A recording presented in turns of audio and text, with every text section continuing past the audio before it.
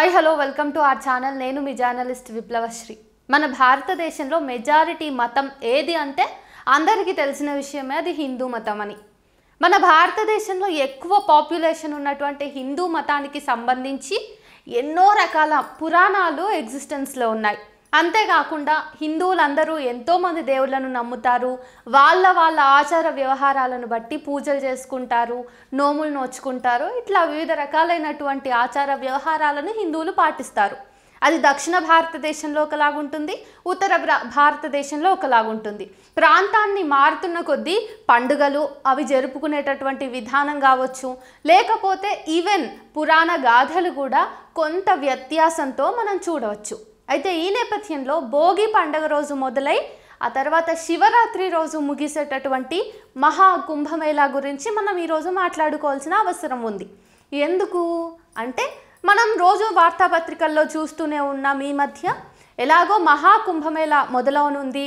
144 సంవత్సరాల తర్వాత చాలా గొప్పగా అంటే ఎంతో ప్రాధాన్యత కలిగినటువంటి మహా కుంభమేళా వచ్చింది కాబట్టి హిందువులందరూ కూడా చాలా భక్తితోటి, భక్తి శ్రద్ధలతోటి అక్కడికి వెళ్ళి పవిత్ర జలం ఏదైతే ఉందో అందులో మునిగి వాళ్ళు ఇన్ని రోజులు చేసినటువంటి పాపాలన్నింటికి కూడా ప్రాయశ్చిత్తం చేసుకోవాలని హిందువులందరూ కూడా ఎంతో కుతూహలంగా, ఆతృతగా ఎదురు చూస్తూ ఉన్న సందర్భం ఇది.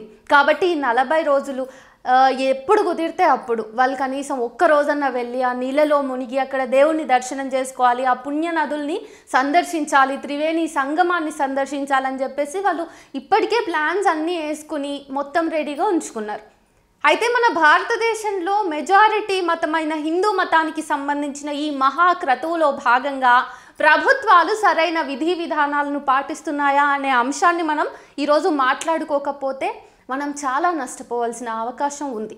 అయితే ఈ విషయంలోకి వెళ్ళే ముందు మీకోసం నేను మహాకుంభమేళాకి సంబంధించి మన పురాణాల్లో ఉన్నటువంటి ఒక చిన్న ఘట్టాన్ని మీ ముందుంచాలనుకుంటున్నాను. అదే మనందరికీ క్షీరసాగర మథనం తెలిసే ఉంటుంది కదా. అది తెలియని హిందువులు ఎవరు ఉండరు అనే నేను అనుకుంటున్నాను. అందులో భాగంగా దేవతలు రాక్షసులు కలిసి క్షీరసాగర మథనం చేసిన తర్వాత అమృతం వస్తుంది కదా. ఆ అమృతాన్ని ఒక కాకి, ఆ కాకి పేరు జయంతుడు అన్నమాట. ఆ కాకి ఆ అమృత కలశాన్ని నోట్లో పెట్టుకొని భూమండలం మొత్తం ప్రదక్షిణలు చేస్తూ ఉంటుంది. అది జరిగిన సంఘటన ఆధారంగానే మహాకుంభమేళా జరుగుతుంది. అయితే జయంతుడు ఎవరు? అసలు అతను కాకిగా ఉండి అమృతాన్ని ఎందుకు తీసుకెళ్లాడు అని మీరు ఆలోచిస్తున్నట్టయితే, గౌతమ ముని, అహల్య మనకు తెలిసే ఉంటారు. గౌతముడు మహర్షి, ఆయన తెలియని హిందువు కూడా ఉండరు. రామాయణాలు అవి చదివిన వాళ్ళకైతే చాలా ఈజీగా గుర్తొస్తాడు. గౌతముని యొక్క భార్య అయినటువంటి అహల్య పైన మనసు పారేసుకున్న ఇంద్రుడు ఎవరైతే ఉన్నారో అతని కుమారుడే ఈ జయంతుడు అనే ఒక వ్యక్తి. అయితే ఇతను అహల్యని ఎట్లాగైనా తన తండ్రి అనుభవించాలనే ఒక కోరికతోటి గౌతమ మహర్షి యొక్క ఇంటి దగ్గరికి వెళ్తాడు. అక్కడికి వెళ్ళి కాకిలాగా ఒక చెట్టు మీద వాలి అరుస్తాడు. కాకి అరుపు వినటంతోనే గౌతమ మహర్షి స్నానం చేయడానికి నదికని బయలుదేరతాడు. ఆ తర్వాత అది నిజమైన కాకి కాదు, జయంతుడే ఇట్లా వచ్చి ఇంద్రుడి కోసం అహల్యను చెరపడానికి ఇట్లా పన్నాగం పన్నాడని తెలుసుకున్న తర్వాత జయంతుడికి శాపం పెడతారనమాట, నువ్వు కాకిగా మారిపోని. అట్లా శపించడం వల్లనే జయంతుడు కాకిగా మారతాడు. ఆ తర్వాత అహల్య సేవ్ అవుతోంది. ఇదంతా ఒక పురాణ ఘట్టం. దీనికి సంబంధించే అతనికి ఉన్నటువంటి శాపం నుంచి బయటపడడానికే జయంతుడు కాకి రూపంలో ఉన్నాడు కదా. అతను క్షీరసాగర మథనంలో వచ్చినటువంటి అమృత కలశాన్ని తీసుకుని మొత్తం చుట్లు చుడతాడనమాట. 12 రోజుల పాటు తిరుగుతాడు. అయితే మనకు అంటే మానవులకి దేవుళ్ళ యొక్క ఒక్కరోజు మనకు ఒక సంవత్సరంతో సమానం. అయితే అతను 12 రోజులు తిరిగాడంటే 12 సంవత్సరాల పాటు తిరిగినట్టు, మన రోజుల్ని లెక్కబెట్టినట్టు చూసుకుంటే. ఈ విధంగా అప్పుడు ఆయన అట్లా తిరుగుతున్నప్పుడు జయంతుడి యొక్క అమృత కలశం నుంచి 4 బొట్లు అమృతం కింద పడింది. అది పడ్డ చోటునే ఈరోజు మనం మహాకుంభమేళాగా జరుపుకుంటున్నాం. ఇక్కడి వరకు పురాణంలో మనకు ఉన్నటువంటి కథ. ఇక ప్రస్తుతం విషయానికి వస్తే, నిజమే పురాణాల్లో ఏ విషయాలున్నా కూడా హిందువులందరూ చాలా మనసుకు తీసుకుని వాళ్ళవన్నీ పాటించడానికే ప్రయత్నం చేస్తారు. అది భక్తి విషయంలో అయినా కానివ్వండి, ఆచార విషయాల్లో అయినా అవనివ్వండి. మరి ఈ నేపథ్యంలో ఒకప్పుడు అయితే చాలా తక్కువ జనాభా ఉండేది మన భారతదేశంలో అయినా, ప్రపంచవ్యాప్తంగా అయినా. కాబట్టి చాలా తక్కువ మంది దూరాభారాల్ని లెక్క చేయకుండా ప్రయాగ్రాజ్ వెళ్ళినా, నాసిక్ వెళ్ళినా, హరిద్వార్ వెళ్ళినా కాలినడకన అట్లా వెళ్ళి అక్కడ చెట్లు ఉండేవి, చేమలు ఉండేవి, ప్రకృతి మొత్తం ఉండేది. చాలా కలుషితం అవ్వనటువంటి మంచి నీళ్ళు ఉండేవి ఆ పుణ్యనదుల్లో కూడా. కాబట్టి ఆ పుణ్యతీర్థ స్థలాల్లో వాళ్ళ నీటిలో మునకలు వేసి అక్కడే కొన్ని రోజులు బస చేసి ఆ తర్వాత వెనక్కి వెళ్ళేవాళ్ళు. ఆ నీటిని కూడా తోడుగా తీసుకెళ్లేవారు. పుణ్యజలాలు మన ఇళ్లలో కూడా ఉంటే మంచిది అని చెప్పి, లేదంటే అంత దూరం ట్రావెల్ చేయలేని ఒక ముసలి వాళ్ళు కానీ, చిన్న చిన్న పిల్లలు కానీ వాళ్ళకి ఆ నీటిని తీసుకెళ్ళి వాళ్ళ తల మీద చిలకరించినట్టయినా, స్నానాలప్పుడు కలుపుకుని స్నానం చేసినా మంచిదని హిందువులు భావిస్తారు. సో అట్లా ఆ నీటికి ఒక ప్రాముఖ్యత ఉండేది. ఆ స్థలాలకంటూ ఒక మంచి ప్రాశస్త్యం ఉండింది. ఈరోజు పరిస్థితులు తారుమారయ్యాయి. మన భారతదేశంలో ఎంత జనాభా ఉందో మనం మాట్లాడుకోక్కర్లేదు, మీ అందరికీ తెలుసు. ఏ పుణ్యక్షేత్రాన్ని మీరు సందర్శించి చూసినా, రీసెంట్గా కూడా నేను ఒక వీడియోలో చెప్పి ఉన్నాను, కలుషితమైనటువంటి నదులు, కలుషితమైనటువంటి గుండాలు, కలుషితమైనటువంటి పరిశుభ్రత లేనటువంటి పరిసరాలు, వీటన్నింటి మధ్య హిందువులకి సంబంధించినటువంటి పూజనీయ స్థలాలన్నీ కూడా చాలా పాపులేట్ అయిపోయినాయి, కంటామినేట్ అయిపోయినాయి. అక్కడ ఫుడ్ తీసుకుందామన్నా మనకి సరైన ఫుడ్ దొరకదు, వాటర్ అయినా కలుషితమే, అక్కడ పీల్చే గాలి ఏమైనా బాగుందా కనీసం అంటే మనం చాలామంది భక్తులం అక్కడికి వెళ్ళి అక్కడ పరిసరాలని శుభ్రంగానే ఉంచుకోము అసలు. ఈ విషయాన్ని నాకంటే మీరే ఎక్కువగా చెవి చూసి ఉండొచ్చు, ఎందుకంటే నేను ఎక్కువగా తిరగను, కానీ మీరు ఎన్నో పుణ్యక్షేత్రాలని తిరిగే ఉంటారు కదా. అట్లానే ఈరోజు కూడా ఏదైతే మహాకుంభమేళా జరుగుతుందో అక్కడ ఉన్నటువంటి నీళ్ళని మీరు ఒకసారి గమనించండి. ఈ సంవత్సరం 40 కోట్ల వరకు జనాభా అంటే భక్తులు అక్కడికి వస్తారు అని చెప్పేసి, దర్శించుకుంటారు అని చెప్పేసి వార్తాపత్రికల్లో చదువుతూ ఉన్నాం. అధికారికంగా ప్రభుత్వాలు కూడా దానికి అనుబంధంగానే, అంటే ఒక 40 కోట్ల మంది వస్తున్నారంటే ఏం ఏర్పాట్లు చేయాలి అన్నట్టుగానే 7,500 కోట్ల ధనాన్ని కేటాయించి మరి అక్కడ వసతుల్ని కల్పించేందుకు ప్రభుత్వాలు కూడా సిద్ధమై ఉన్నాయి. ఈరోజు సిద్ధమయ్యాయి, అక్కడ ఏర్పాట్లు జరిగిపోయాయి. ఇది 3వ రోజు కూడా మహాకుంభమేళా మొదలై, ఈరోజు కనుమ కాబట్టి. అయితే ఈ నేపథ్యంలో అంతమంది భక్తులు అక్కడికి వెళ్తున్నారు. కనీసం ఒక రోజున ఎంత కాకపోయినా 1 కోటి మంది అయినా వస్తారు. సరే, ఒక 10 లక్షలు వేసుకుందామా? మరి 10 లక్షల మంది జనాలు అక్కడ వెళ్ళి నీళ్ళలో మునిగి పైకి తేలి అక్కడ పరిసరాల్ని మొత్తం అపవిత్రం చేసి, అశుభ్రం చేసి ఎన్నైనా జరగవచ్చు కదా. మీరే ఆలోచించండి. ఎందుకంటే ఈరోజు మన భారతదేశంలో ఉన్న మనకి చాలా అలవాట్లు ఉన్నాయండి. మనం బస్సులో వెళ్తాము, బిస్కెట్ ప్యాకెట్ తింటే ఆ కవర్ అక్కడే పడేస్తాము.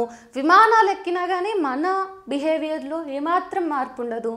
పోనీ మనం ఆఫీసుల్లో కూర్చుంటాము, మనం ముక్కుల్లో చేయబెట్టుకొని ఆఫీస్ టేబుల్స్కి రుద్దే అన్ని అలవాట్లు కూడా ఎంతోమందికి ఉన్నాయి. సో గుండెల మీద చేతులు వేసుకొని చెప్పండి, సరే పోనీ దేవుడు కదా, భక్తిభావం కదా, పుణ్యస్థలాలు కదా, పుణ్యతీర్థ స్థలాలు కదా, అక్కడ బాగానే ఉంటాం అనుకుంటే అక్కడ కూడా మన బిహేవియర్లో ఏమాత్రం మార్పు ఉండదండి. మన ఇండియన్ జీన్స్లోనే ఇంత నిర్లక్ష్యము ఇవన్నీ ఉన్నాయన్నమాట. మరి అట్లాంటి స్థలంలో మనం ఎంత జాగ్రత్తగా ఉండాలి మీరే ఆలోచించండి. 1 కోటి మందే అనుకుందాం ప్రస్తుతానికైతే. 1 కోటి మంది సందర్శిస్తున్నారు అంటే మరి అంతమంది భక్తులకు కావాల్సినటువంటి అవసరాల్ని తీర్చాలంటే ఎన్ని వసతులు ఏర్పరచాల్సి ఉంటుంది ప్రభుత్వాలు. వాళ్ళందరికీ సరిపడు టాయిలెట్స్ కావాలి, ఆ తర్వాత ఏం కావాలి, ఉండడానికి రూమ్స్ కావాలి. టెంట్ హౌసింగో ఏదో ఏర్పాటు చేశారండి. ఎంతమంది ఉంటారు అందులో? డబ్బులు ఉన్న వాళ్ళు ఉంటారేమో, లేని వాళ్ళ పరిస్థితి ఏంటి? మరీ ఎక్కువ డబ్బులు ఉన్న వాళ్ళు హోటల్ రూమ్స్ తీసుకుంటారు.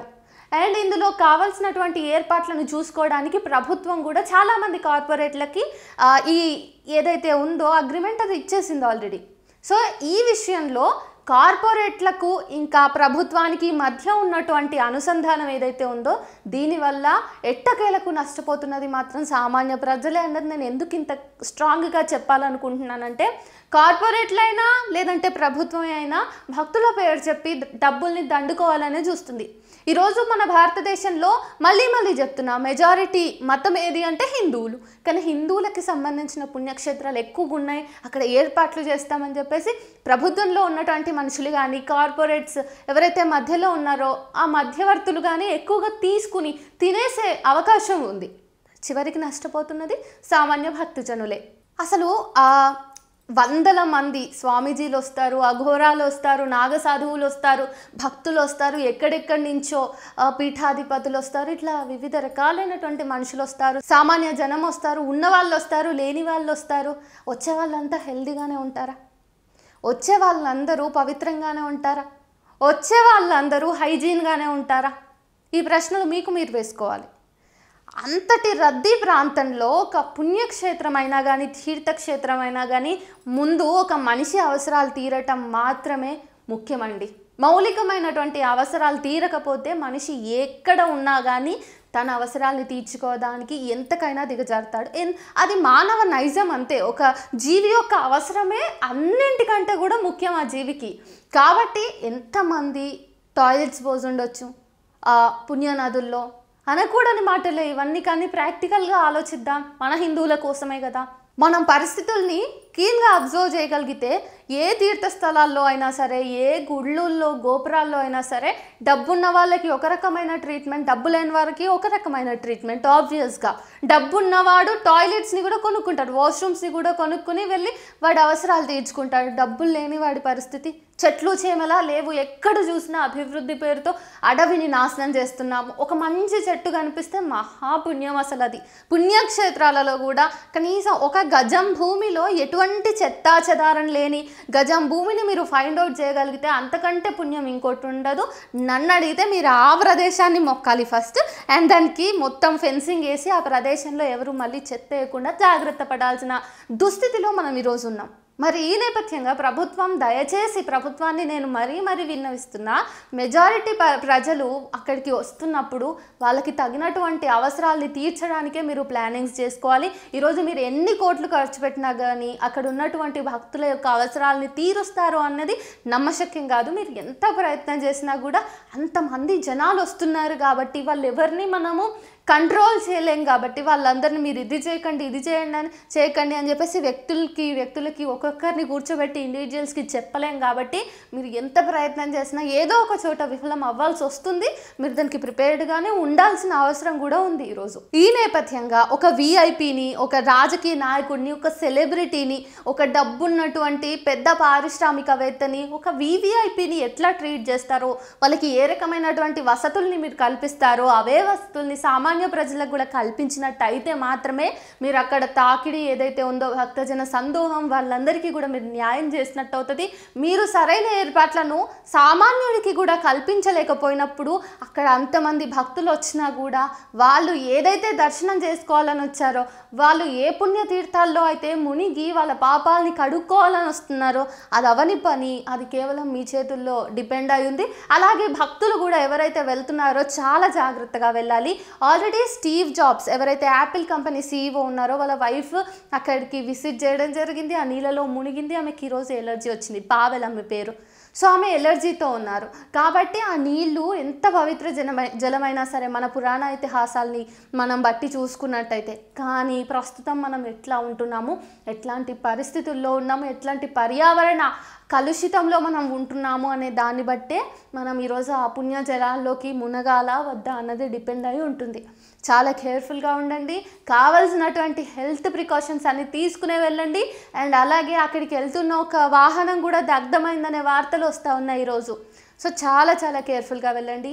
At the end of the day అటు దేవుడు కానీ ఇటు ప్రభుత్వాలు కానీ ప్రజల యొక్క ప్రాణాలకు పూచీకత్తు ఇవ్వలేవు. మహాకుంభమేళా ఏదైతే ఉందో 12 సంవత్సరాల తర్వాత వస్తుంది కాబట్టి దీనికి సంబంధించి భక్తులందరూ చాలా ఎమోషనల్గా కనెక్ట్ అయి ఉంటారు. మరి వాళ్ళందరి మనోభావాలు గాయపడకుండా ప్రభుత్వాలు జాగ్రత్తగా ఉండాలని, అంతేకాకుండా భక్తజనాలు కూడా ఎవరైతే అక్కడికి వెళ్తున్నారో వాళ్ళ వంతు వాళ్ళు బాధ్యతగా పరిసరాలన్నింటినీ క్లీన్గా ఉంచుకుంటూ చెత్త చెదారం ఎక్కడ పడితే అక్కడ పడేయకుండా వాష్రూమ్స్ని యూజ్ చేసుకున్నట్టయితే ఫ్లష్ చేసి ఇట్లాంటి చిన్న పనులు చేసి బాధ్యతగా ఉంటే మాత్రమే తర్వాత వచ్చే భక్తులు అక్కడ ప్రదేశానికి వెళ్ళినందుకు గాను వాళ్ళు హ్యాపీ అవుతారు.